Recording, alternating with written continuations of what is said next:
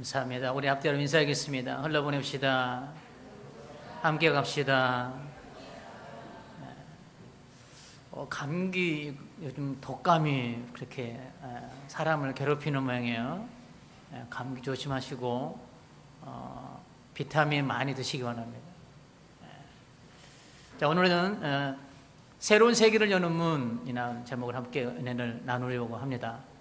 새로운 세계를 문이 분명히 있는데 이 새로운 세계의 문을 여는 방법이 뭔가, 어떻게 하면 우리의 삶에 막힌 문들이 열리고 닫힌 문들이 열리고 가로막혔던 것들이 무너지고 열려지는가, 오늘 본문을 통해서 함께 우리가 나눠보도록 하겠습니다. 오늘 본문은 마가복음에 나오는 첫 번째 기적을 기록하고 있습니다. 그러니까 유대인의 그 기록에 보면 첫 번째는 굉장한 의미를 가지고 있습니다. 유대인들에게는 이 첫 번째 1이라는 숫자가 굉장한 큰 의미를 가지고 있습니다. 그래서 우리가 대표적으로 첫 번째라고 생각하는 것은 구약에 보면은 첫 새끼라는 거예요. 욕 아니에요. 욕 아니에요. 첫 것. 이거는 하나님의 거예요. 하나님의 거.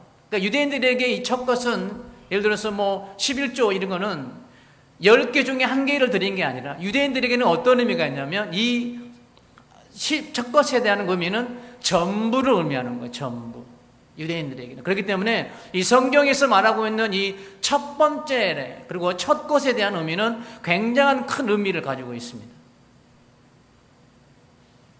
이 첫 번째 기적이 바로 회당에서 귀신 들린 사람을 고쳐주는 사건을 마가는 첫 번째로 기록하고 있어요. 근데 이곳이 어디냐면 가버나움이에요.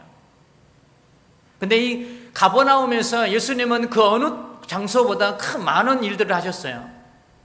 백부장의 하인의 병을 고쳐주셨고 베드로의 장모님을 고쳐주시기도 했고, 그리고 또 들을 것에 실려온 중풍병자를 고쳐주기도 했습니다. 그리고 왕의 신하도 고쳐주기도 했습니다. 그만큼 이 가버나움에서는 예수님께서 정말 많은 기적과 이적들을 행하셨던 곳이 이 가버나움이에요. 그런 반면에 예수님은 이 가버나움을 향해서 아주 저주까지 하셨습니다. 마태복음 11장 23절과 24절에 보면 가버나움아 네가 하늘에까지 높아지겠느냐, 음부에까지 낮아지리라. 네게 행한 모든 권능을 소돔에서 행하였더라면 그 성이 오늘까지 있었으리라. 내가 너에게 이르노니 심판날에 소돔 땅에 너보다 견디기 쉬우리라 하시니라. 너무나도 많은 기적을 행하셨는데 또 하나님 예수님의 그 저주가 아주 짙게 깔려 있는 곳이 가버나움이에요. 자, 왜 그러셨을까? 예수님 변덕쟁이?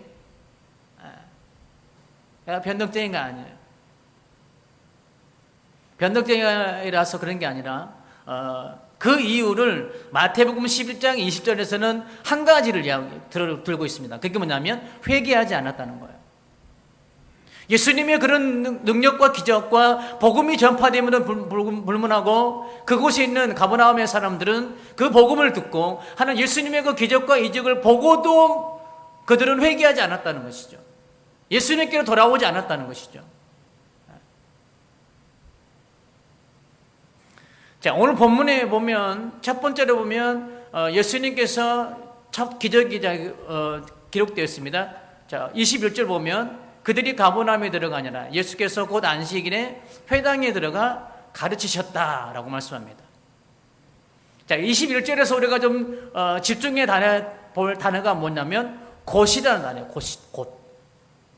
곧. 자, 그들이 가버나움에 들어가니라. 예수께서 곧 안식일에 곧이에요. 곧.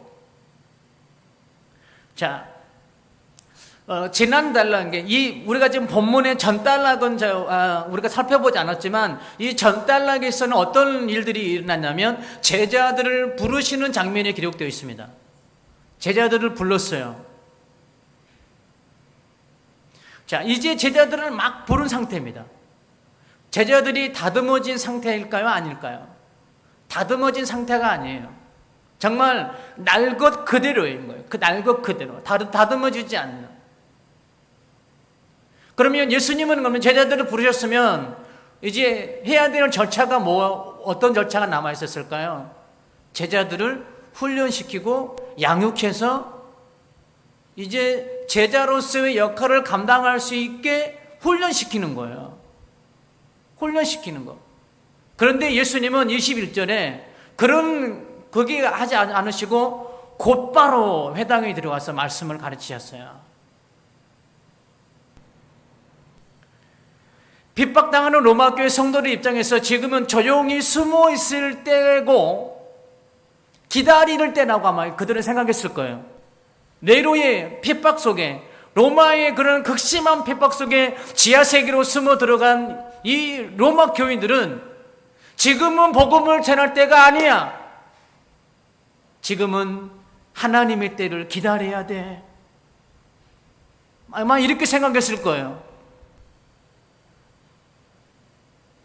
그런데 그런 생각을 하고 있는 로마 교인들을 향해서 마가는 예수님의 행적을 기록하면서 곧바로 회당에 들어가셔서 말씀을 전했다는 거예요. 말씀을. 그렇게 생각하고 있는 로마 교인들을 향해 그 어떤 변명도 필요 없고 곧 회당에 들어가셔서 곧바로 말씀을 전하신 예수님을 로마 교인들을 향해서 마가는 지금 전달하고 있는 거예요. 곧바로 회당에 들어가셨다. 곧. 우리는 무언가를 하려면 고민합니다. 주저하느라 이것저것 따져보느라 시간을 보내고 때를 놓칠 때가 있습니다. 다양한 이유들을 들어서 고민하고 주저하느라고 때로는 예배의 자리, 기도의 자리, 주님과 만남의 자리를 우리는 뒤로 할 때가 있습니다. 여러 가지 이유들이 있어요.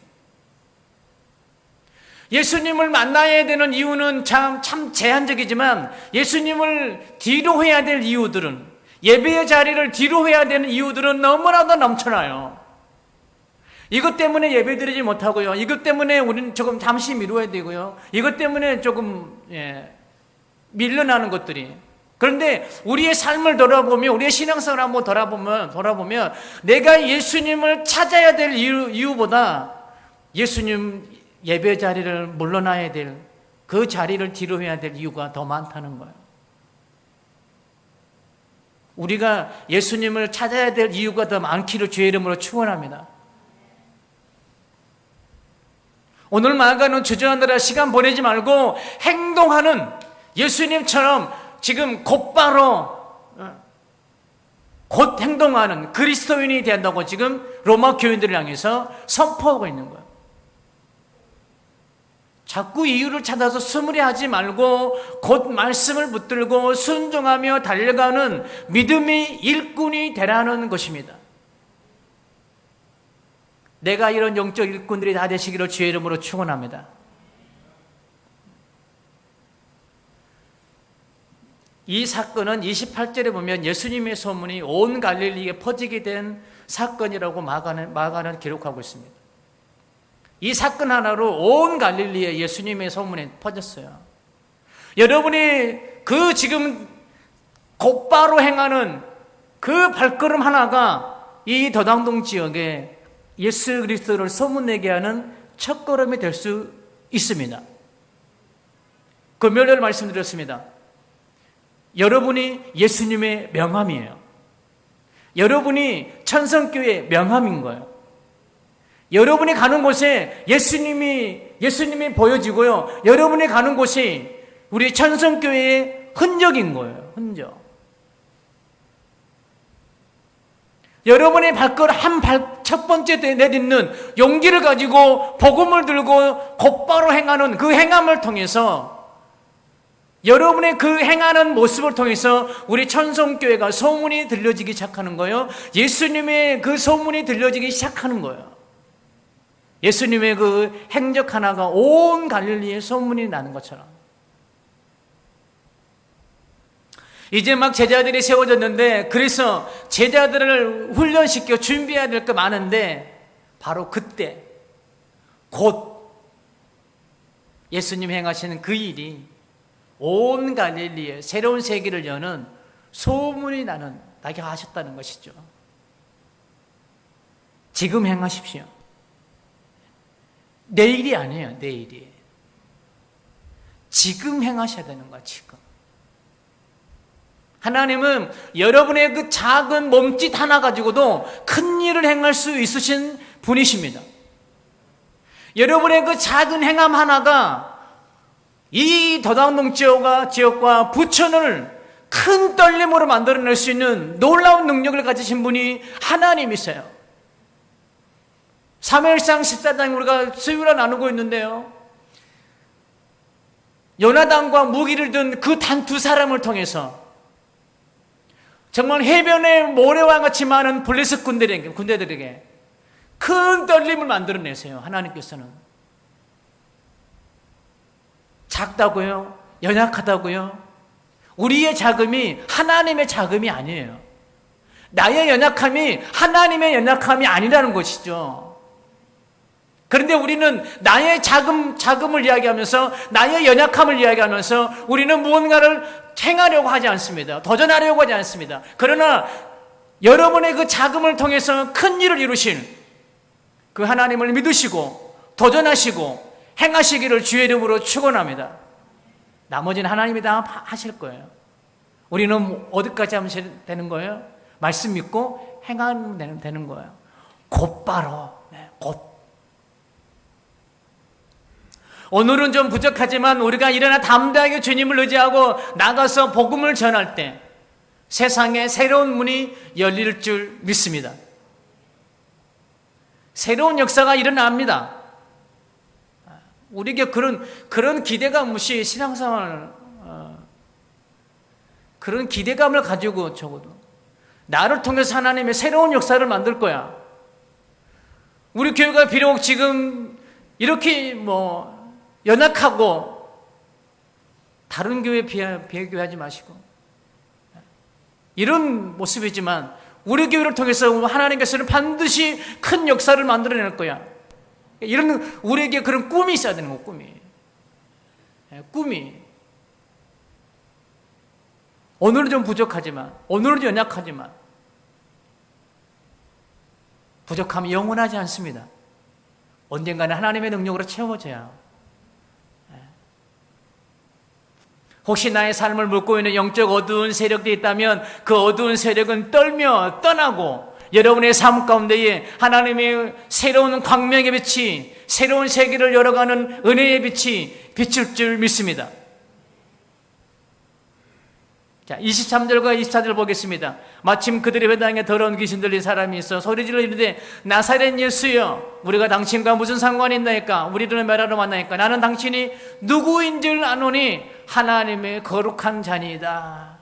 본문을 보니 마침 예수님이 회당에 들어가셨는데 그곳에 누가 있어요? 귀신 들린 사람이 있는 거야.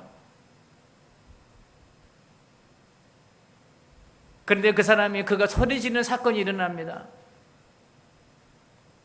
자, 과연 이 사람이 더러운 귀신 들린 사람이라는 것을 다른 사람들이 몰랐을까요?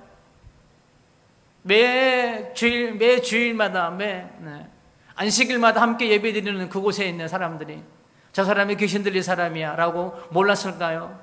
알고 있었을 거예요.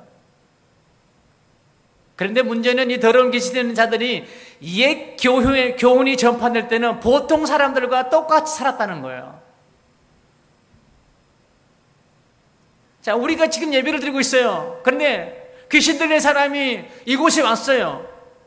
그런데 평상시처럼 그 사람도 우리와 동일하게 예배드리고 함께 한 장소에서 같은 시간에 예배드리고 있다는 거예요. 예배드리고. 아마 이 사람도 그렇게 살았을 것입니다. 우리는 이 부분에 주목해야 돼요. 이 부분에.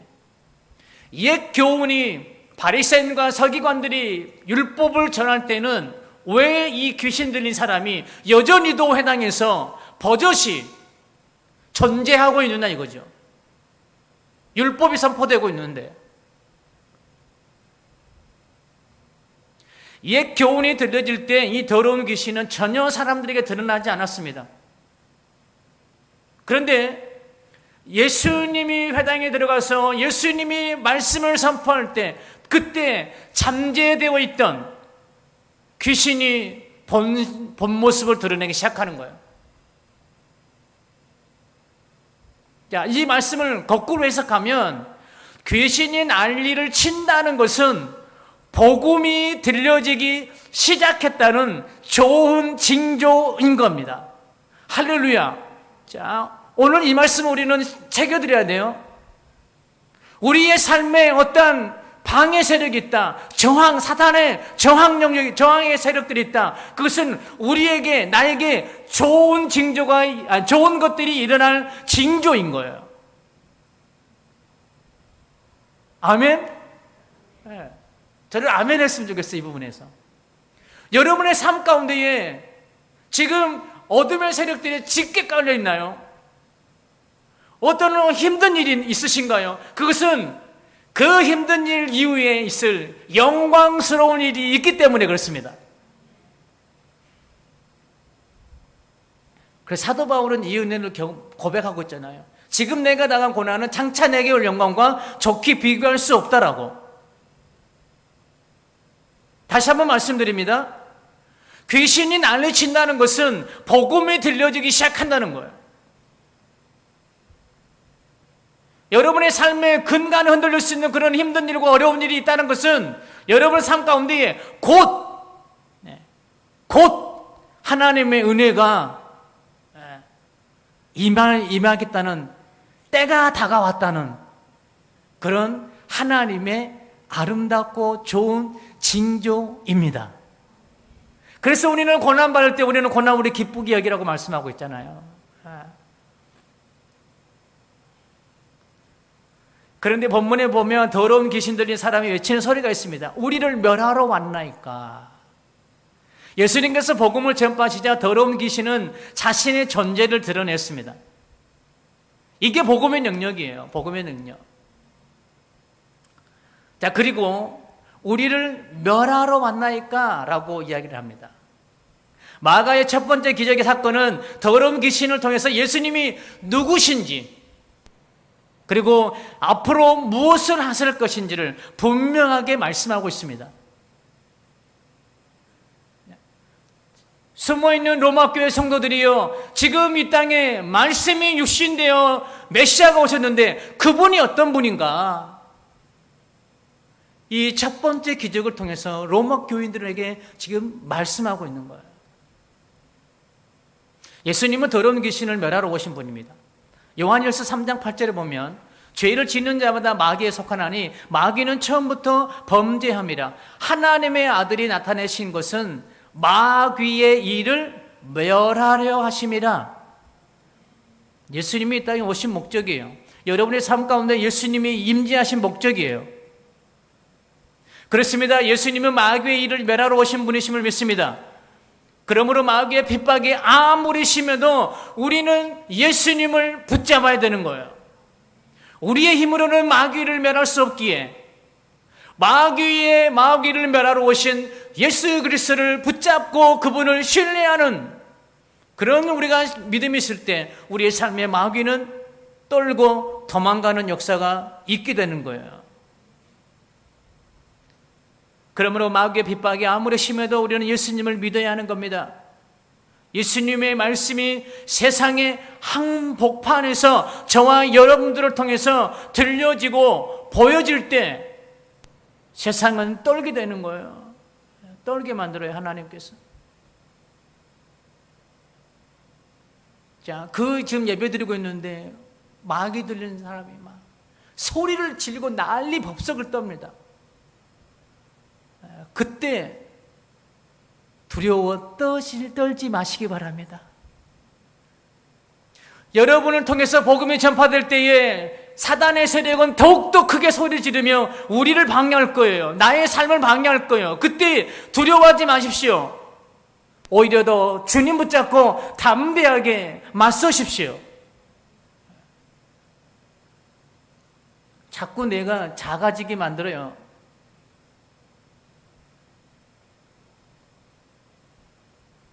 네로 황제의 핍박과 같이 이 복음을 선포하는데 방해가 심하다고, 그 방해 앞에 우리가 주저앉아서는 안 됩니다. 담대하게 일어나 우리는 복음을 들고 다시 한번 행진을 지속할 수 있어야 되는 거예요. 야고보서 1장 2절에 보면 이런 말씀이 있습니다. 너희는 말씀을 행하는 자가 되고 듣기만 하여 자신을 속이는 자가 되지 말라. 말씀을 행하라는 거예요. 말씀을 들고 나가라는 거예요. 마가는 로마 교회를 향해 구체적인 믿음이 무엇인지를 예수님을 통하여 말씀하고 있습니다.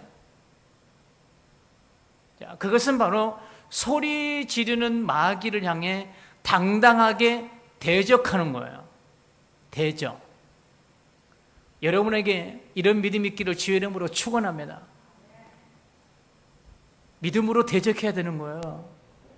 믿음으로 대적. 타협이 아니에요. 무서워서 타협이 아니라, 두려워서 환경과 타협이 아니라, 우리가 영적 분별력을 가지고 이게 사탄의 방해라면 우리는 강력하게 믿음으로 저항할 수 있어야 되고요, 대적할 수 있어야 되는 거예요.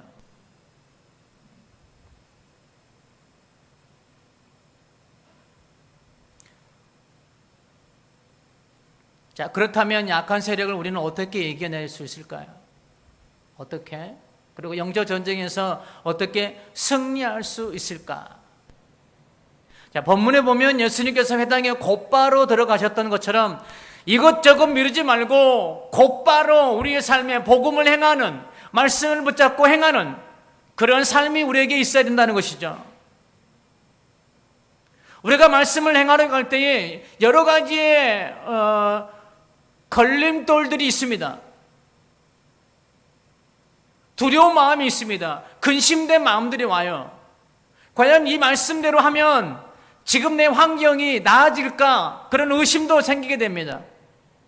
그러나 예수님은 곧바로 회당에 들어가셨습니다. 그런 것처럼 우리에게 주신 말씀, 우리의 삶에 곧바로 행할 때 하나님의 새로운 역사가, 우리가 예상하지 못했던, 우리가 상상하지 못했던 새로운 세계가 열릴 줄 믿습니다.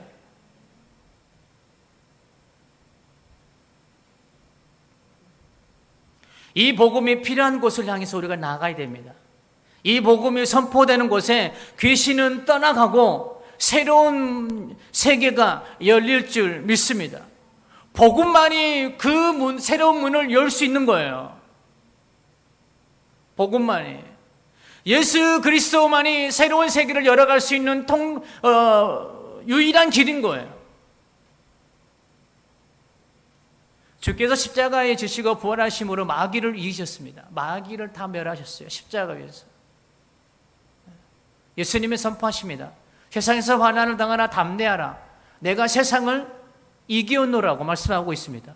어디서 이기셨습니까? 십자가 위에서. 어떤 방법을 통해서요? 예수님의 생명값을 다 지불하시고 다 멸하셨어요. 그리고 마귀를 무장해제 시키셨습니다. 무장해제. 창세기에 보면 여인의 그 뱀은 여인의 뒤꿈치를 물고 여인은 머리를 밟았다라고 성경은 창세기에 기록하고 있습니다. 자, 이제 사탄은 완전히 멸했어요. 세력이 약화됐어요. 그런데 그런 약화된 세력 앞에 우리는 그보다도 더 못한 세력, 그 약화된 세력 앞에 우리는 또 넘어져요. 그러면 우리가 얼마나 신앙적으로 약해라는 건가요?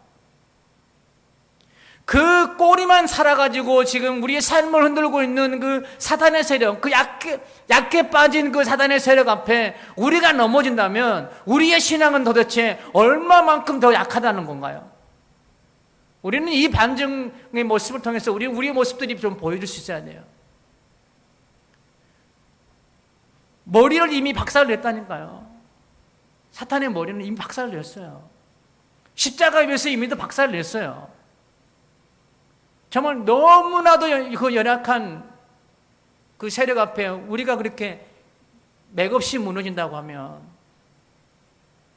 우리의 신앙생활의 힘이 과연 얼만큼 견고하게 있는지. 복음에는 능력이 있습니다.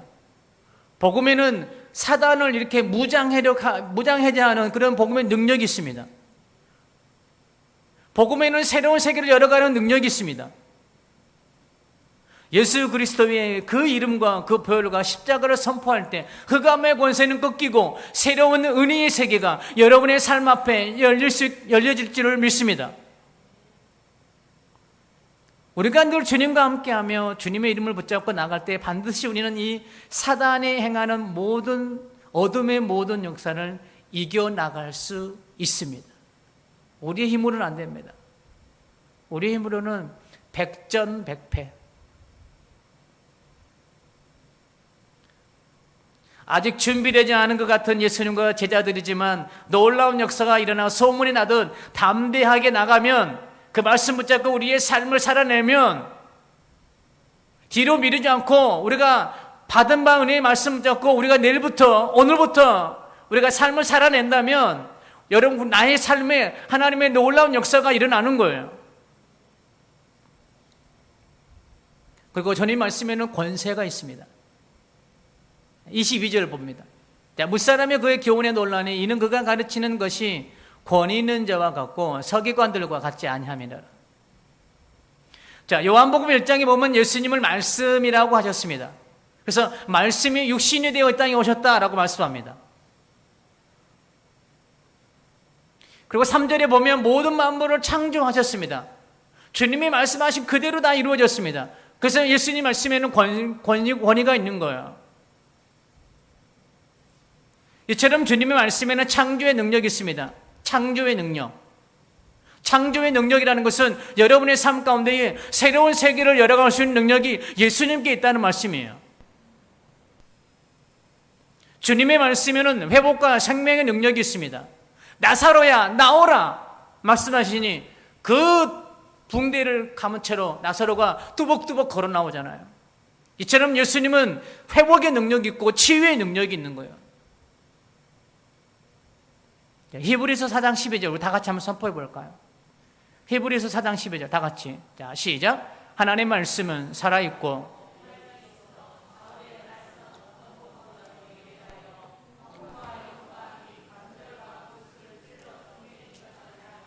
또 마음의 생각과 뜻을 판단하나니. 하나님의 말씀이 어떤 거라고요? 살았고 활력 있는 거예요. 활력. 좌우의 날선 어떤 것보다 예리하대요.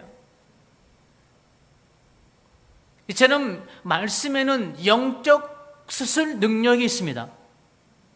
영적 수술 능력. 베드로가 성령으로 충만하여 말씀을 증거하자 사람들이 그 말씀을 듣고 마음에 찔려 베드로와 다른 사도들에게 형제들아 우리가 어찌할꼬 라며 회개했습니다. 이처럼 말씀에는 이런 능력들이 나타나는 거예요. 그 인생 가운데 말씀이 들려지니까 어찌할꼬 형제들아 우리가 어찌할꼬 회개하였던 것처럼 새로운 세계가 열려지는 거예요. 말씀이 선포될 때. 여러분의 삶의 자리에서 여러분의 삶으로 이 복음이 선포될 때, 복음이 보여질 때 다른 누군가가 보고 이런 베드로를 통해서 역사를 만들어내셨던 것처럼 여러분의 삶을 통해서도 하나님이 충분히도 그런 역사들을 만들어 가실 분이 하나님이시고 예수님의 말씀이라는 것을 우리는 확고하게 믿어야 될 줄 믿습니다. 에베소서 6장의 말씀을 성령의 검이라고 했습니다. 성령의 검. 말씀은 마귀와 어둠의 세력을 파괴하고 결박시키는 능력이 있습니다. 말씀은 진리이기 때문에 거짓된 사단의 세력들을 파쇄시켜버립니다. 우리가 하나님 말씀의 진리를 알고 믿고 선포할 때 사탄에게 치명적 타격을 가할 수 있는 겁니다. 전신갑주 중에 유일한 공격 무기가 뭐죠? 검이요, 검. 검. 말씀. 다른 것들은 다 방어 무기예요. 방어 무기. 그런데 유일하게 말씀의 검, 이것만이 공격 무기인 거예요. 사단에게 공격을 가할 수 있는 것은 말씀인 거예요. 말씀. 우리의 어떤 조건이 아닙니다. 조건. 첫 번째 아담과 하와, 최상의 조건이었습니다. 에덴 동산. 그만큼 인간에게 그 정도의 최상의 조건을 갖춰준 환경이 어디가 있습니까? 그런데 아담과 하와는 철저하게 무너졌습니다. 그런데 두 번째 아담 예수님은 광야에서 시험받아고 돌아오셨습니다. 환경은 최악의 조건이었습니다. 그런데 예수님은 승리하셨습니다. 이 차이가 뭘까요? 말씀이 있느냐, 말씀이 없느냐. 사단의 세력을 말씀으로 대적하느냐, 말씀으로 대적하지 않느냐. 예수님은 최악의 조건이었지만 사단의 세력 앞에 기록되었으되 말씀으로 사단을 대적할 때 사단의 세력을 이겨냈습니다.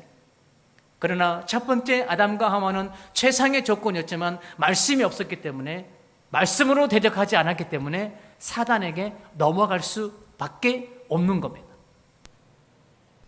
여러분에게 어떤 환경이 주어졌을 때 하나님께 질문하십시오. 그러면 여러분 안에 성전 삼고 계시는 성령 하나님께서 어떠한 말씀이 생각나게 하실 거예요.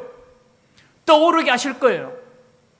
언젠지는 모르겠지만 설교를 통해 들은 그 스쳐갔던 그 말씀이 한번 딱 스쳐가게 떠오르게 하실 거예요. 그러면 그게 여러분의 환경이 어떻든, 여러분의 상황이 어떻든 그 말씀 붙잡고 한번 도전해 보십시오. 그때에 하나님께서는 여러분의 삶 가운데에 새로운 세계를 열어 가실 거예요. 어둠이 짙게 깔려 있다가 형광등에 불이 탁 켜지면 어떨까요? 어둠이 짙으면 짙을수록 빛은 더 밝게 빛나게 되어 있습니다. 여러분의 삶의 고난의 그 짙음이 정말 짙으면 짙을수록 그 영광의 은혜는 더 크고 찬란하게 빛나는 거예요. 새로운 세계는 더욱더 우리 안에 감격으로 다가오게 되는 거예요.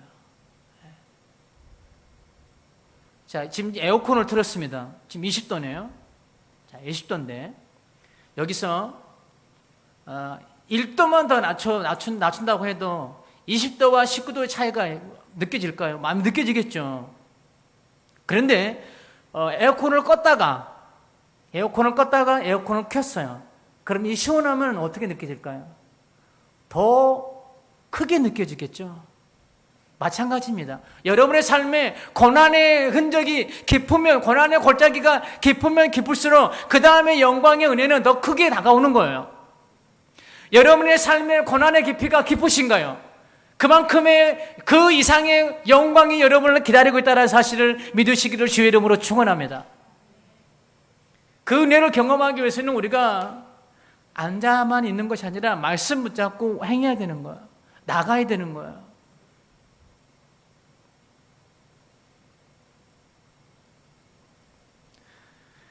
우리가 하나님의 말씀을 내가 확신하고 그 말씀을 온전히 붙잡아야만이 내 삶에서 하나님의 그 능력이, 말씀이 말씀으로 머무르는 것이 아니라 말씀이 능력으로 나타나게 되어 있는 겁니다.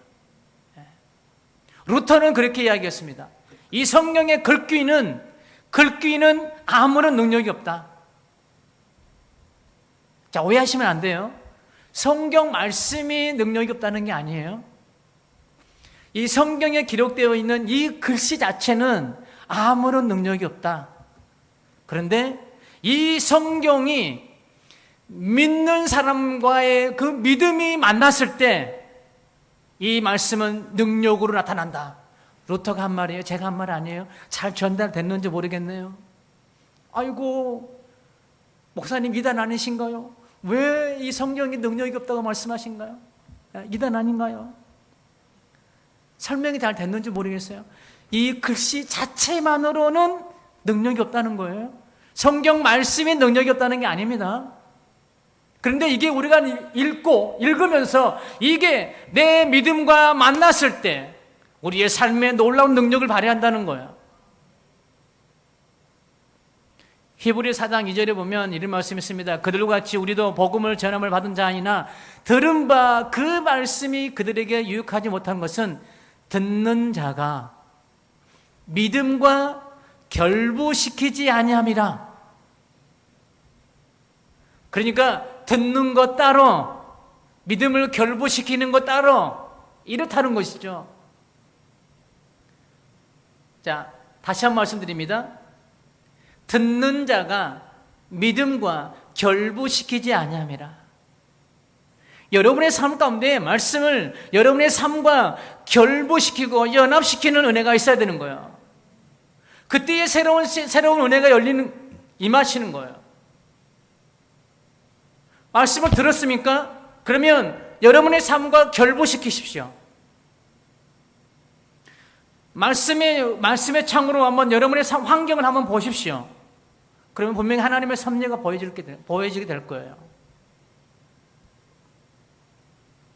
하나님의 말씀을 들었지만 믿음으로 자신과 묶지 않고 확신하지 않으면 우리는 사단이 두려워하지 않습니다.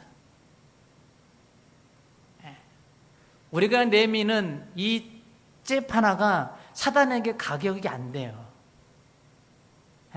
아이고, 한번 딱 맞아보고는 너 영적 힘이 그 정도밖에 안 되는구나. 너는 그냥 내비둬도 되겠어. 나는 안 건드릴게. 그리고 콧방귀 들고 사단이 그냥 뒤돌아서요. 그런데 우리가 우리의 삶에 이 말씀을 결부시켜서 한번 말씀으로 사단에게 한번 탁 치면 얘가 안 되겠네. 그러면서 사단은 더 강력하게 우리를 저항해요. 방해해요. 그렇다는 것이죠. 여러분의 이 영적 잽이 사단에게 강력한 힘을 발휘하기 위해서는 이 잽 안에 인간의 힘이 아니라 말씀의 능력을 붙잡고 잽을 날려야 되는 거예요. 그래서 이건 잽으로 끝나는 것이 아니라 아주 사단에게는 강력한 힘이 되는 거예요. 그러나 말씀을 신뢰하고 믿고 행할 때 말씀은 더욱 날카로운 검이 되어 나를 향해 도전해오는 사단의 세력들을 이겨낼 강력한 힘이 된다는 것입니다. 종교의식이 아니라 말씀이 살아있는 하나님의 말씀으로 우리가 믿고 확신을 가지고 담대히 나갈 때 그곳에, 그 삶의 현장에 하나님의 놀라운 새로운 은혜가 펼쳐질 줄 믿습니다. 사단을 이기는 거예요. 환경을 이기는 거예요. 여러분의 문제를 뛰어넘는 거예요. 주님의 말씀이 나를 지배하는 신앙이 될 수 있기를 바랍니다. 여러분의 삶을 지배하는 것들이 하나님의 말씀이 되기를 주의 이름으로 축원합니다. 여러분의 삶의 가치관이 말씀에 있기를 주의 이름으로 축원합니다. 말씀을 그대로 붙잡고 우리의 삶을 통해서, 행함을 통해서 이 복음이 선포되어지기를 원합니다. 놀라운 회복과 부흥과 역전과 승리를 그때 경험하게 될 줄 믿습니다. 더 나아가서 새로운 세계를 열어가는 그런 소중한 주역들이 될 줄 믿습니다. 말씀을 맺으면서 사단과 그 졸개인 귀신들은 오늘도 우리를 넘어뜨리려고 애를 씁니다. 나를 넘어뜨리려고 무진장 애를 씁니다. 우리 약한 부분들을 건드려서 나를 넘어뜨리려고. 그렇기 때문에 우리는 옛 교훈 안에서, 옛 교훈으로는 사단을 이를 지킬 재간이 없습니다. 우리는 옛 교훈 아래에서는 얼마든지 사단의 지배를 받을 수 있습니다. 그리고 사단이 여러 가지 비법과 시련을 가져올 때 우리는 넘어질 수밖에 없습니다. 그때 어렵다고, 힘들다고 포기하거나 세상으로 나가면 사단의 전략에 말려드는 겁니다. 그때 더욱 이 복음의 은혜를 붙잡고 일어나야 할 때임을 우리는 깨달아야 됩니다. 지금이 복음을 붙잡아야 될 때구나. 예수님을 붙잡아야 될 때구나. 여러분의 삶에 풍파가 일어날 때 바로 그때가 예수님을 붙잡아야 될 때인 거예요. 실패, 상처, 쓴뿌리, 분노, 시기 등등 부정적인 감정들을 예수님의 이름으로 날마다 던져버리십시오. 이것들은 나의 영혼을 좀먹는 좀이 된 거예요. 좀. 네로 황제의 핍박에 거세지던 때에 마가는 담대하게 주님의 첫 기적을 귀신을 쫓아내는 것으로 시작합니다. 그 이유는 오직 복음만이 새로운 세계를 열어갈 수 있다는 것을 로마 교인들에게 말씀하고 보여주고 있는 거예요. 오늘 귀신의 사로 앞에 네로와 같은 미친 상황과 세상이 난리치면서 희망이 보이지 않을 수 있지만 복음만이 절망을 희망으로 바꿔낼 능력이 있음을 믿으시기를 주의 이름으로 축원합니다. 나의 삶을 뒤덮고 있는 어두운 세력들을 결박하고 새로운 세계를 열어갈 능력이 이 복음에 있음을 믿으시고 이 복음에 소망을 두십시오.